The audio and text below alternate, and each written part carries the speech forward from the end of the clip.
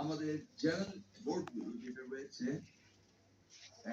SSC আর HSC সেগুলো আমাদের রয়েছে, কিন্তু মাদ্রাসা বোর্ড কি করে হায়ার এডুকেশন অর্থাৎ ফাজল এবং কামিলকে সার্টিফিকেট করতে পারে বা তাদের প্রশ্নপত্র খাতা লিখতে পারে, এটা আমার কাছে অবিশ্বাস্য মনে হয়।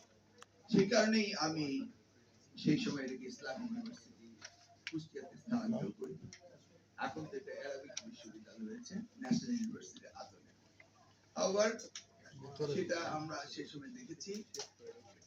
আমি নিজে মনে করতাম যে এই নৈতিক শিক্ষা আমাদের প্রয়োজন রয়েছে, এটা আমি বিশ্বাস করতাম, এবং ইংলিশ মিডিয়াম স্কুলগুলোতে আমাদের এই নৈতিক শিক্ষার প্রয়োজন রয়েছে।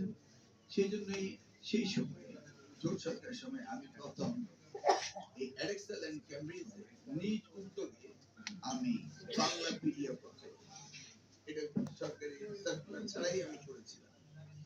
আমি উপলব্ধি করেছিলাম যে সেখানেও আমাদের প্রয়োজন রয়েছে বাংলাদেশ ইতিহাস সংস্কৃতি এবং ধর্ম নিয়ে লেখাপড়া, এবং সেখানে আমরা এটা শুরু করেছিলাম। আমরা দেখতে পাই যে আমেরিকাতে 2017 যখন ট্রাম্প শপথ গ্রহণ করলেন, তখন কিন্তু সে তার বাইবেলকে হাতে নিয়ে শপথ করেছিলেন, যদিও 2025 তিনি করেননি।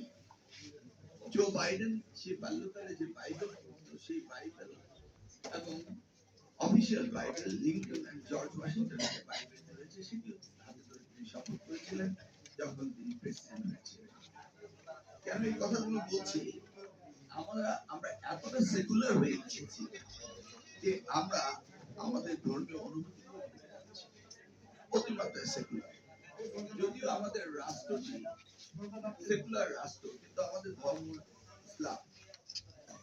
এটা একটি ইউনিক, এটাকে আমি ভালোভাবেই দেখি। যে দেশে 51% মুসলমান, সে দেশে ইসলামকে প্রায়োরিটি দেওয়া হবে না, এটা হতে পারে। আমরা কি 10% কে 90% করব, না 90% কে 10% করব? This the question comes ahead of us. সেই ক্ষেত্রে আমরা দেখেছি ইসলামের কথা স্মরণ করি, তাহলে উনি তো বলেছিলেন যে মানুষকে উত্তম চরিত্রের অধিকারী করা, ন্যায় ও সত্যে পরিচালিত করা, সমাজে শান্তি ও সাম্য প্রতিষ্ঠা করা। আমরা জানি, তাহলে আমরা কি সেই জায়গায় রয়েছি? আমরা কি ইসলামের সেই বাণীগুলো মনে রেখেছি? কিন্তু আমরা যখন বক্তৃতা করি সকলে এগুলো বুঝতেছি। আজকের প্রেক্ষাপটে আমাদের এই নিউলি ইন্টারিম গভর্নমেন্ট, তারা কি বিগত সরকার থেকে কোনো পরিবর্তন এনেছে? কেন আমাদেরকে আন্দোলন করতে হবে? যে বাজি উঠিয়ে ওনারা আমাদের শিক্ষায় যে এই যে ধস নেমেছে, এখান থেকে তো আমাদের উত্তরণ হবে। সেই জন্য আমরা যে রিয়েল লিডারশিপ, আমরা শুনতেছি যে আপনারা আন্দোলনের কথা বলছেন। আমি ভাবতে পারি না আন্দোলন কেন করতাম। আমাদের সময়ে আমি একদিন গল্প করে বলছিলাম এবং সত্যি কথা প্রস্তাব দিয়েছিলাম, হেসে উড়িয়ে দিয়েছিলেন। আমি বলছি বিসিএস পরীক্ষা তো 200 ছিল, আমরা 100 নিয়ে আসলাম ভাইবা। কারণ 200 যদি হয়, এখানে নেপোটিজম ফেভারিজম খুব বেশি হতে পারে।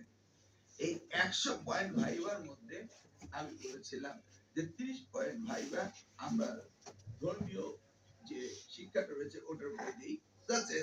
যিনি কোরআনে হাফেজ, তাকে আমরা যদি 30 পয়েন্ট দিয়ে দিই, আমরা হিন্দুদের জন্য বৌদ্ধদের জন্য সেভাবে নির্ধারণ করব, অথবা ধরুন 10 পয়েন্ট দিয়ে দিই, অথবা 20 পয়েন্ট দিয়ে দিই, তাও কি যায় কিনা? সকলে বললো না, এটা হতে পারে। আচ্ছা ধরুন আমার কি যায়, সেই সময় যদি মনেই করি যে 10% বা 20 পয়েন্ট বা 30 পয়েন্ট কোরআনে হাফেজের জন্য দেওয়া হচ্ছে, তো সেক্ষেত্রে তো আমি প্র্যাকটিস করে মুখস্থ করতে পারি, পড়াশোনা পারি।